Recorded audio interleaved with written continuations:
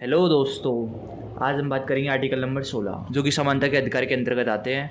14, 15, 16, 17 और 18। तो article number 16 की बात करते हैं। आर्टिकल नंबर 16, 16(1) में है राज्य लोक नियोजन में सभी नागरिकों को समान अवसर प्रदान करेगा। यानी कि लोक नियोजन यानी कि सरकारी नौकरी, यानी कि सरकारी नौकरियों में राज्य सभी नागरिकों को समान अवसर प्रदान करेगा। अब हम बात करते हैं आर्टिकल नंबर 16(2). 16(2) में है लोक नियोजन यानी कि सरकारी नौकरी में जाति, वंश, मूल, जन्म, उद्गम के आधार पर किसी को अयोग्य नहीं ठहराया जा सकता है। यानी कि सभी लोग समान हैं, किसी भी नौकरी में जाति, वंश, मूल, जन्म, उद्गम के आधार पर किसी को भी अयोग्य नहीं ठहराया जा सकता। अब हम बात करते हैं आर्टिकल नंबर 16(3). 16(3) क्या बोलता है? 16(3) के अंतर्गत यदि संसद पिछड़े जो राज्य हैं या फिर यूटी हैं, केंद्र शासित प्रदेश हैं, को स्थानीय नौकरियों में वहाँ का निवासी होने का बाध्य कर सकता है। यानी कि संसद जो पिछड़े राज्य और यूटी हैं उनमें उनकी सरकारी नौकरियों में वहाँ का निवासी होने को बाध्य कर सकता है। यानी कि कुछ पिछड़े राज्य और यूटी की सरकारी नौकरियों में केवल और केवल वहीं के निवासियों को होने का बाध्य कर सकता है। अब हम बात करते हैं आर्टिकल नंबर 16(4). 16(4) में है जो पिछड़े वर्ग हैं यानी कि SC, ST, OBC है ना, अल्पसंख्यक या फिर महिलाएं, जो भी पिछड़े वर्ग हैं उनमें सरकारी नौकरी पर्याप्त प्रतिनिधित्व नहीं है ना, मतलब जिनमें सरकारी नौकरी जिनके लिए पर्याप्त मात्रा में नहीं है उनके लिए स्थान आरक्षित कर सकता है। यानी कि उनके लिए आरक्षण का प्रावधान किया गया है। एक 16(4)A में है पदोन्नति में आरक्षण यानी कि प्रमोशन है ना, किसी के प्रमोशन में आरक्षण। और 16(4)B यानी कि बैकलॉग यानी कि वो होता है कि कैटेगरी वाइज जो किसी भी भर्ती से जो पद बच गए हैं उनकी वापस परीक्षा, यानी कि बचे हुए पदों की वापस परीक्षा कराने में कैटेगरी वाइज 50% आरक्षण हो सकता है। हम बात करते हैं आर्टिकल नंबर 16(5). 16(5) में है कि धार्मिक संस्थान अपने धर्म के तौर पर जो उनकी नौकरियां हैं उनमें स्थान आरक्षित कर सकती हैं।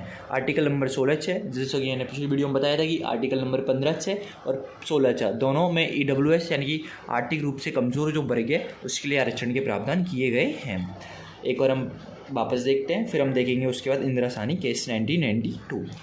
जो आर्टिकल नंबर 1 है, 1 में सभी नागरिकों को सरकारी नौकरी में समान अवसर मिलेंगे। आर्टिकल नंबर 16(2) में यह है कि सरकारी नौकरी में जाति, वंश, मूल, जन्म के आधार पर भेदभाव नहीं होगा।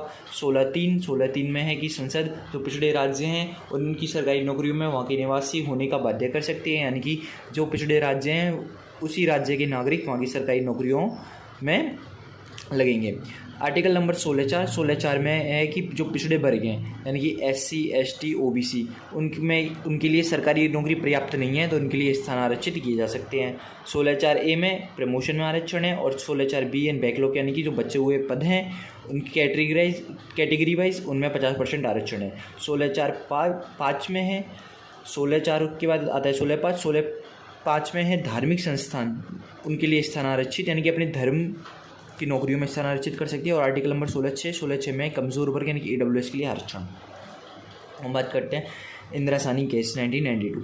इंदिरा साहनी केस में सुप्रीम कोर्ट ने निर्णय दिया कि आरक्षण की सीमा 50% से ज़्यादा नहीं होगी।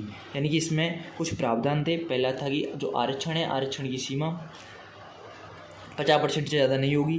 दूसरा है कि OBC में क्रीमेलियर वालों को आरक्षण ना देने की अवधारणा। क्रीमेलियर क्या होता है?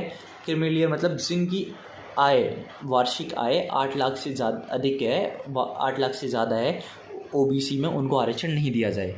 यानी कि 8 लाख से कम वालों को आरक्षण दिया जाए OBC में, और OBC में 8 लाख से ऊपर आय वालों को आरक्षण नहीं मिले। ये क्रिमिनल एरिया है। यानी कि जो पहले से सक्षम है उनके लिए आरक्षण ना देकर जो पिछड़े वर्ग हैं यानी कि OBC में जो पिछड़े लोग हैं उनके लिए आरक्षण दिया जाए, आरक्षण का प्रावधान किया जाए। ठीक है। उसके बाद है पदोन्नति में आरक्षण नहीं, यानी कि प्रमोशन है, प्रमोशन में कोई आरक्षण मतलब कैटेगरी वाइज कोई आरक्षण नहीं होना चाहिए, योग्यता के आधार पर प्रमोशन होना चाहिए। तो आर्टिकल नंबर 16 कंप्लीट हुआ। Thank you.